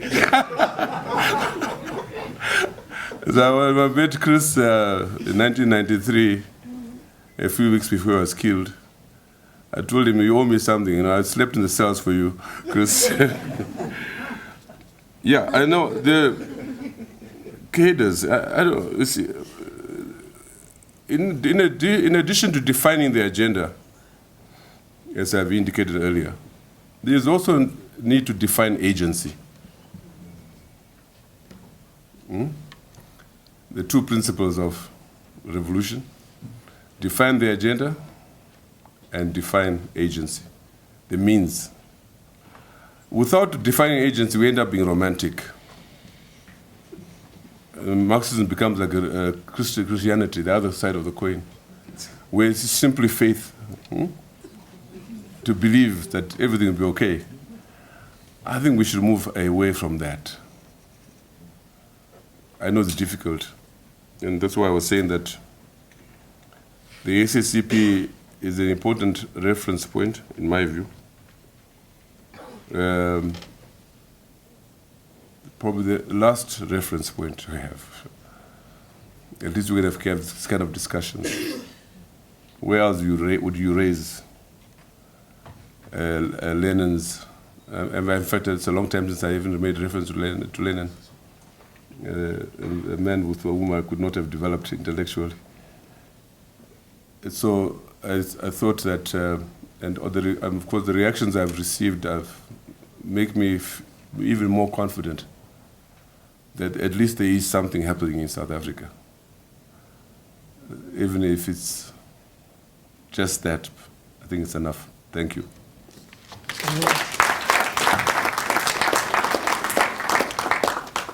Thanks, Dr. Mandaza. Ambassador Joseph Kotane, please, for a perspective from the family and just a word on behalf of the family as well as the foundation.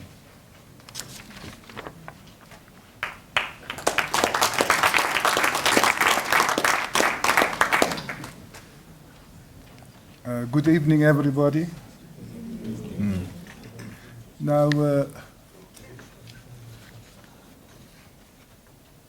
after this presentation, which cuts across the whole of our continent, I think we are all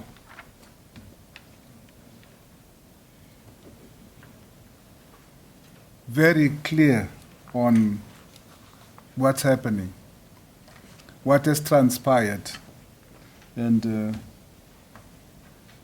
the presentation has raised a lot of questions also.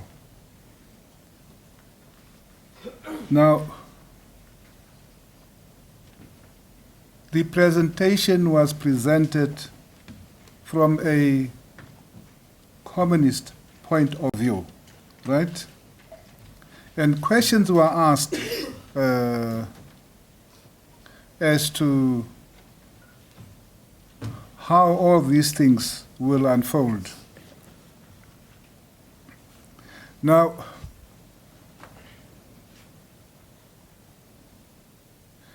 it is very important for all of us, as was mentioned, to read some of the basic Marxist-Leninist materials, because it was made very clear here that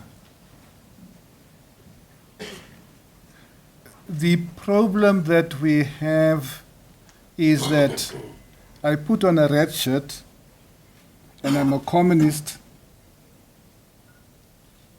in words. Am I really a communist? What is a communist? I think this is something that really has to be made very clear to all of us. No, I'm not a communist, ne? Right? But I believe in certain fundamental principles of communism.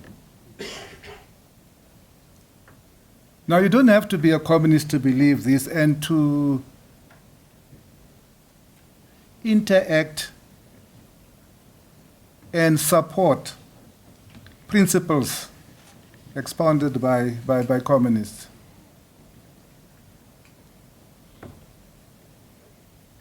My father,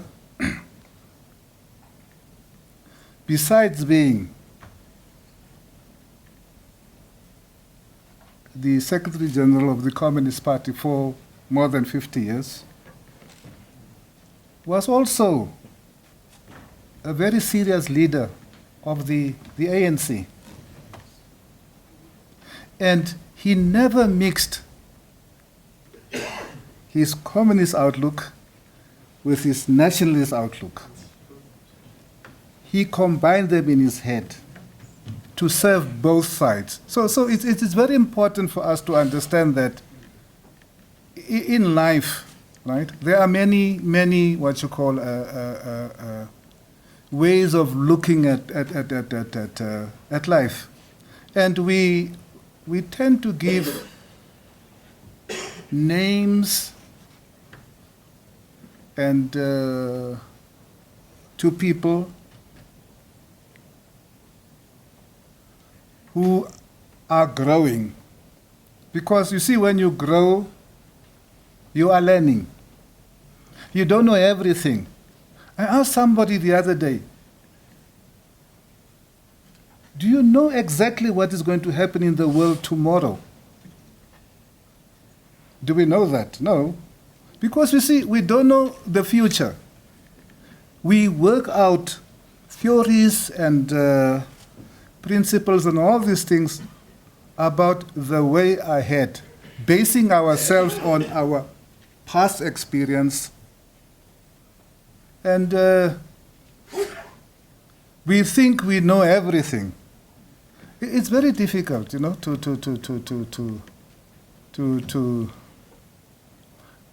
for me to stand on a platform and say, look, tomorrow this will happen. I don't know. But I think with the experience we have of the past, right, we can build steps into the future, right? It doesn't mean that those steps will be correct, will achieve what we want, because that's why there's so many turns within in life. Something was said about how the ANC was unfolding. Came up with many what you call ideas, ne? And then somewhere along the road, it was dumped.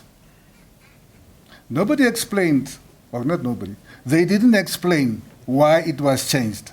I think it's the Communist Party that always would come in and say, this is what you said, and you were wrong here and there and there. You're supposed to have done 1, 2, 3, 4, 5. You know, because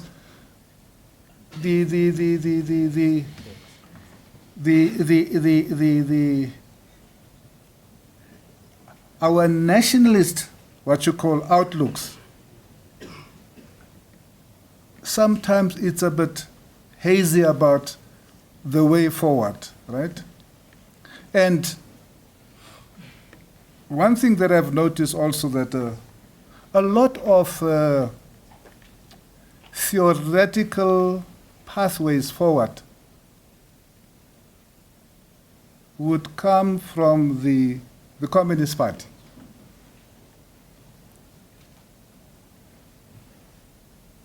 And the rest of the members of the alliance would put that up and use that as a way forward.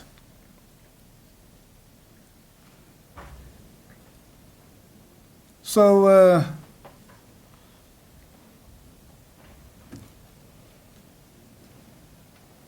it's a wonderful thing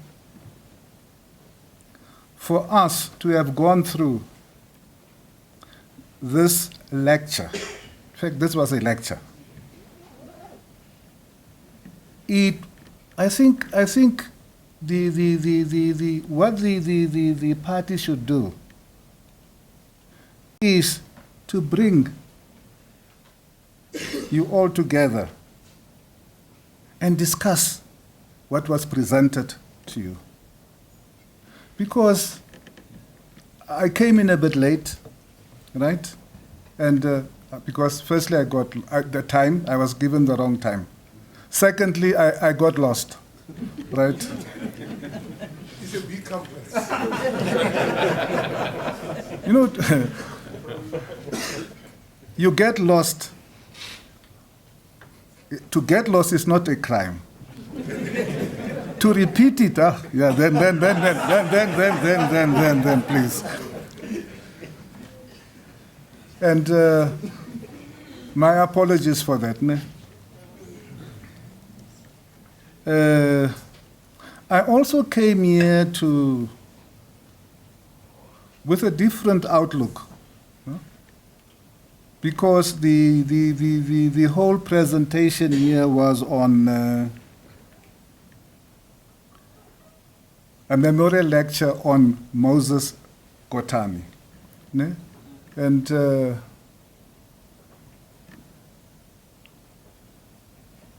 I'm the chairperson of the Moses Kotane Foundation, by the way. And we've got a special way of trying to resolve some of the problems that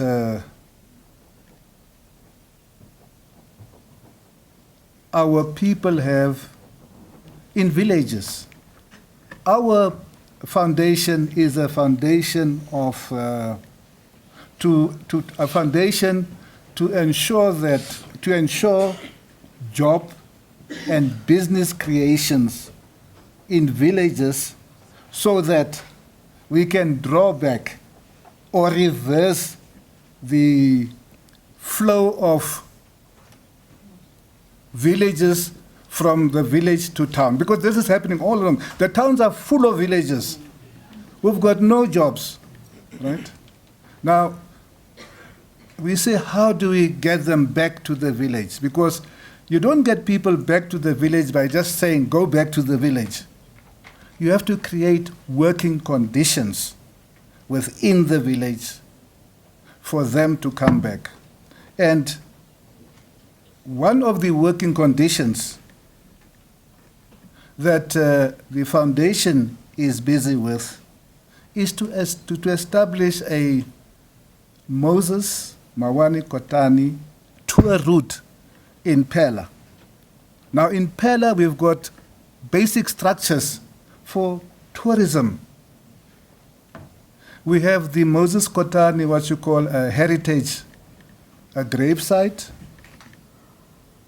We have the Moses Kotane, what you call a memorial building, consists of 3 buildings, right? We've got also a school yard given to us by the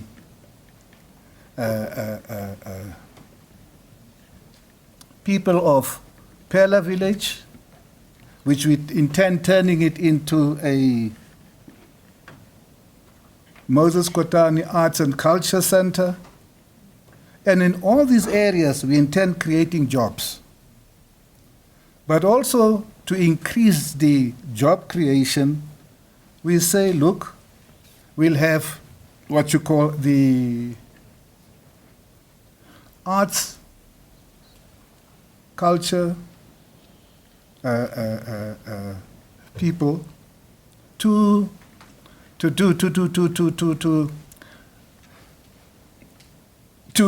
display whatever their involvement is. I think there's about 17 different what you call artistic, cultural groups that we've managed to bring together. And also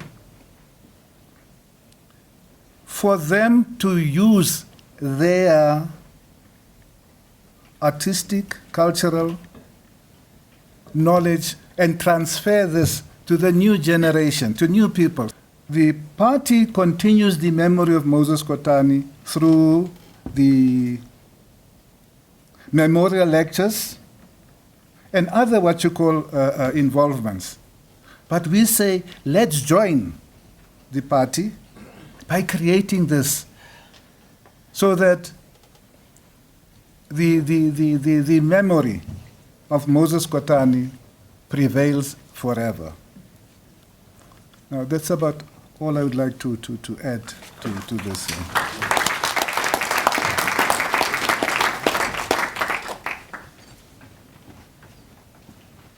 Thank you for that, Excellency, and for also sharing with us some of the work done by the foundation.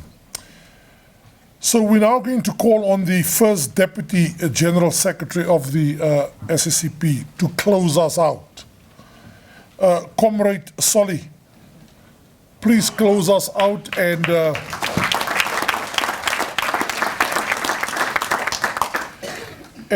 just knowing some of your style,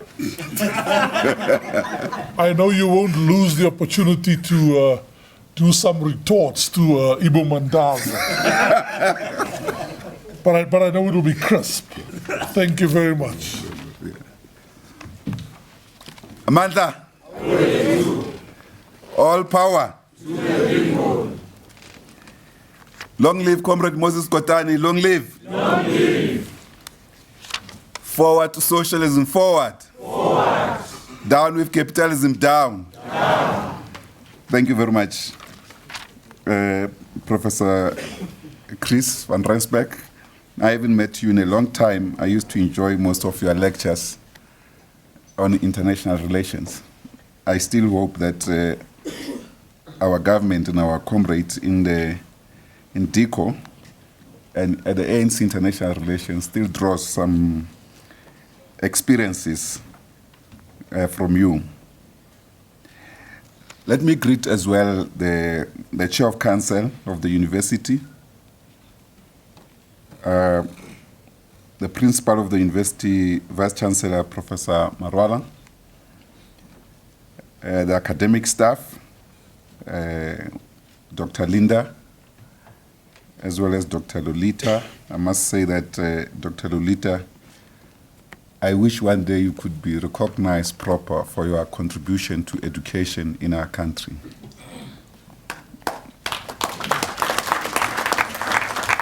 Those who want to know what I talk about, they can go and check on there. The rest of the support staff from the university, we appreciate your presence here.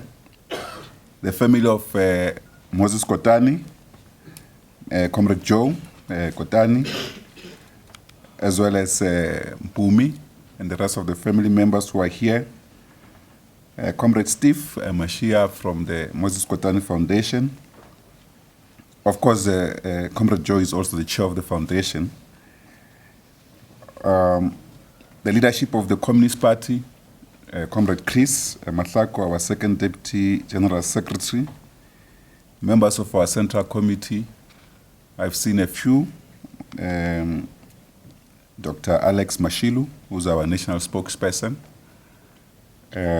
Members of our Provincial Executive Committee, Dr. Mandla Khatebe, who's our Deputy Provincial Secretary in Gauteng, and our second Deputy Provincial Secretary in Gauteng, Comrade Moshesh. Of course, our stalwart, Comrade Jenny Schreiner, member of our Central Committee and Politburo. And I want her to stand up because I want to introduce her to some of our members here who do not know her, that this white woman, a comrade, was a combatant of our military wing, Umkhonto weSizwe. So she has completed the entirety of our revolution in her contributions to our struggle. So those of you who still harbor racial ideas must know that this revolution, up to where it is, was an achievement of men and women, black and white, who also took the fourth pillar, which we regard as the highest form of commitment to a revolutionary cause. So thank you, Comrade Jenny, for being here today. I must also recognize struggle stalwarts of our movement that are present here. A few that I've noticed. At the back here, it's Professor Raymond Satner. Thank you for making time to be here. One of our stalwarts. I know because when he went to the academic field, he has embraced academia with full embrace. Comrade John Pampalis and Karin Pampalis. This Comrade John was a teacher at the Solomon Mahlangu Freedom College in Tanzania. So he's has made great contributions to our revolution and to the development of our theory of our revolution. And also has written a book on the history of South Africa. If you want to read, not the one by R.J. Johnson, you must read the one by Dr. Pampalis. That's the best version. I know, Dr. Chris, my apologies because of protocol. There are people that I can't omit to greet when I'm on a podium. There's a member of the Lutuli detachment who's with us here, was a great friend of Comrade Chris, Comrade Malaji, General.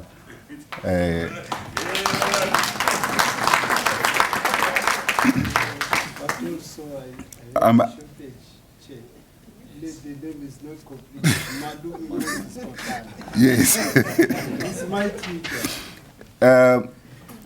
Let me say first that Professor Marwala, we appreciate first your bravery to partner with us and to establish this memorial lecture, annual memorial lecture, in honor of our great stalwart, Malumi Moses Kotane.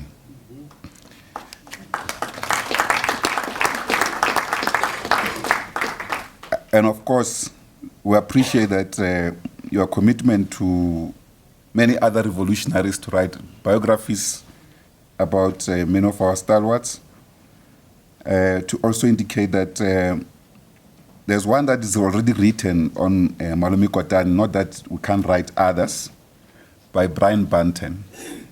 It's called Moses Kotane, the South African Revolutionary. Brilliant biography.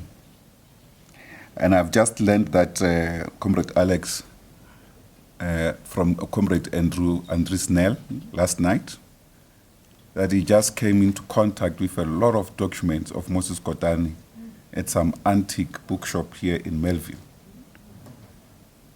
I can't understand how they reached there, but we have to find a way to rescue them as early as tomorrow morning.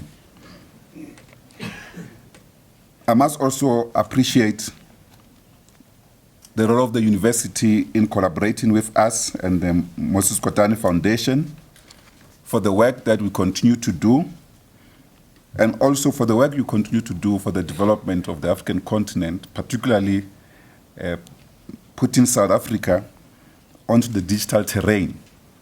And I'm happy that you are opening a new course on artificial intelligence.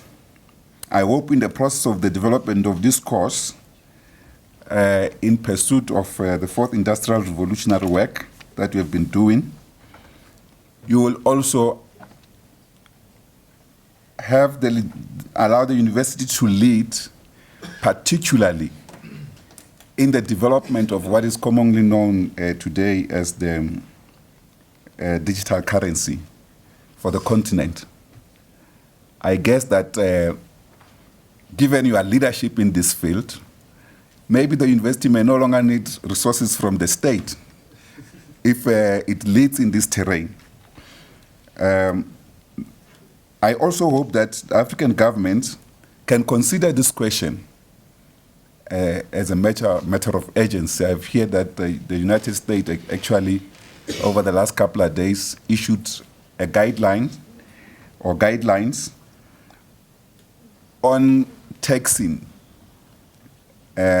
those who participate in cryptocurrencies. So that means we can also accrue currency in tax form for the continent. Of course, that will be against the Communist Manifesto, Dr. Ibbo, taxation. But if you tax the rich, the better. I think, Dr. Mandaza, thank you very much for the most impressive lecture on our leader, Malumi Kotane. Obviously, you remain arguably one of the finest African scholars. We categorize you, of course, I think it's not much an influence of your relationship with Comrade Blade, who has apologized because he's on state issues. He has left for Germany on his deployment. That we have actually at the level of Samir Amin and Dr. Nabuteri. And we appreciate your acceptance to provide the lecture. And I've also read your recent stuff on Robert Mugabe. If you go to our Umsebenzi online, you'll see an article I wrote, which we released 2 days before he was buried, and we argued with Comrade Alex whether it should be released before he's properly buried or not, because it was a critic. But I'm glad you have done that. I must also say, before I go forward and recognize Dr. Langazita here, who I took over in the Communist Party on his recommendation in the work that I'm doing. He was my first teacher in the Communist Party when I came back from outside. I think you have raised fundamental questions, Dr. Mandaza, in your lecture, which we appreciate. Comrade Jenny is right. We somehow feel like you are eavesdropping our meeting earlier today. I think Dr. Bengu can attest to this. He spoke, one of the issues he raised was the question of lack of coherent policies for the African liberation movement post-independence. And you characterize it as lack of definite agenda, and that we need perhaps to move into the new era of development plans. We have one here which has almost collapsed, where our mission is now to try and rescue particularly its economic interventions. We must indicate that at the moment we are engaging in a major discourse, particularly dealing with neoliberal intervention measures in our country, which are meant to prep up capital, not much responding to the needs of the people. We are at the center of that engagement. Of course, this is made in the name of the people. But it's quite clear that from your lecture, you agree with us that the African continent has almost outsourced not only its thinking capabilities, but also its financial resources to be handled by people outside. Today, we received one of brilliant interventions in our response to the discussion document on economic interventions in our country about the Reserve Bank. Dr. Khatebe, wait for this section. We agree that many African countries have got reserve banks or national banks that they've outsourced as instruments of other countries. The point that you elaborated clearly when you spoke about comprador bourgeoisie. And that the looting of our economy and as well as economic decay continues to be the order of the day. And this is led by the National Liberation Movement forces. That's the most despicable aspect of this looting that is continuing in our country. And of course, the comprador bourgeoisie, which in our case we also characterize as an essential element of primitive accumulation system, loots in the name of the people, including legitimate looting through, for instance, such policies as BEE. Comrade Alex, is not necessarily a deviation from our commitment to black economic empowerment, but its implementation here has been nothing else but to legitimize looting by the politically connected elite in our country. And they've been protected by the securocrats, largely from the National Liberation Movement, the same as we have articulated quite well in Zimbabwe. And this same securocrat, still both in the name of national liberation as well as in the name of factions in the national liberation. We have two dominant factions in Zim. We have two dominant factions here in our national liberation movement. And in many instances, these factions even install illegitimate individuals to be leaders of society. We were just talking about the percentages received by Emerson Mnangagwa to be president. I can also tell you that in the DRC, the current Tshisekedi lost election. Fayolo won election by more than 60%, yet Tshisekedi is the president, endorsed by these SADC regimes. And this attitude is continuous, it's even international. There's an illegitimate leader in Turkey, Erdogan, that we have just signed an agreement as a movement. Our Secretary General went to Turkey with leading an ANC delegation to meet Erdogan, who just launched an attack on Syria, on Rojava, in an area where women have liberated themselves. This is an international system. So we have to condemn the manner in which leaders are imposed in society and are given massive power. And I'm glad that your critique on power has been fundamental. In fact, perhaps the greatest lesson today has been your critique of the concept of power, power relation, how it is utilized, how we can utilize it effectively in the hands of the progressive forces. And I think in this regard, you also launched a very nice, wonderful critique on our primary theory of the National Democratic Revolution. I embrace your critique of the failure of the National Democratic Revolution in SADC. But I embrace the centrality and the relevance of the National Democratic Revolution as a fundamental program for the transformation of our societies, particularly the South African and even SADC society, given colonial dispossession and conquest. I think we share your views on a number of things in this regard, including on the question that you have raised quite sharply regarding the economy, and that the political elite have never understood the utilization of economy as a political trajectory. They see the economy separate from politics. In fact, we've always, I think Professor Satna will know this, as a former member of our Central Committee, we always characterize the economy as the basis of society, and the politics and others, the law, the arts and others, as a superstructure of society. But that primarily what happens in the economy largely feeds what happens in the superstructure.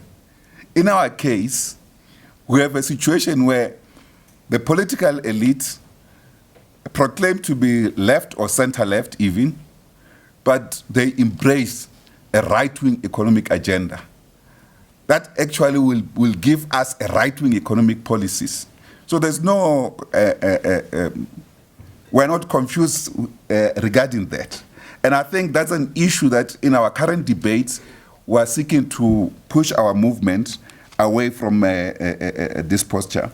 I think lastly, Professor van Rensburg, let me say, Moses Kotane himself had made a call to our youth and to the people of South Africa when I was in exile, that the future of this country is in our hands, and it will be what we make of it. It's our choice. But to your point on the agency of the National Liberation Movement, I want to use the analogy, Gambu. I accept the point that you are raising, but I think we can go beyond that. Because just only the posture of deepening democratization, central as it is to the context of South Africa, we leave the masses behind. The masses who live in poverty in their millions today have no conception of what democracy is. For them, democracy can't be just they can walk freely in town, or they can go and sleep in town as hobos, or what you call the hoi pollois. But democracy should actually mean the improvement of the quality of their lives. When I was a young man in the military, Professor Mandaza, one of our commanders used to emphasize that whenever one of our comrades is injured, the pace of our army unit is now determined by our ability to carry him along. So the pace of the development of a society must be measured by the underdevelopment of the country and the living conditions of the working class and the poor. And that's what I think Moses Kotane would have liked. Thank you very much, Prof. We really appreciate this important collaboration. Dr. Mandaza, siyabonga.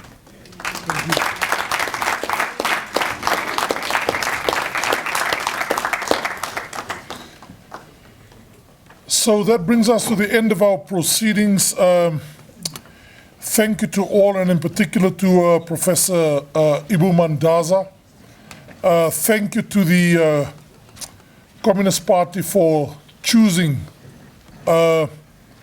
UJ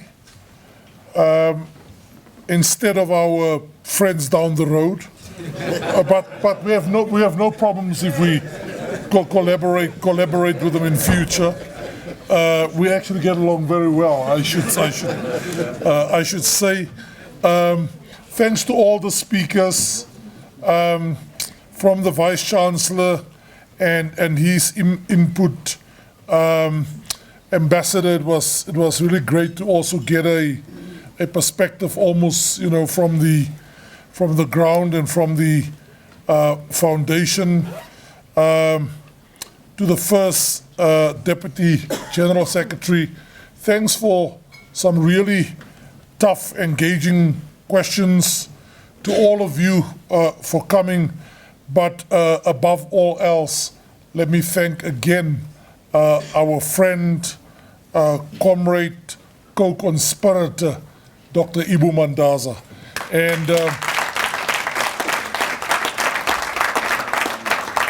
And I just end on this note by saying he's almost desperate intellectual plea for South Africa to get involved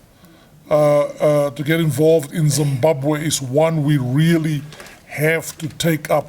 We cannot let such a strategic and important country really melt down in front of our very eyes. Thank you, everybody. Thank you, comrades. Viva!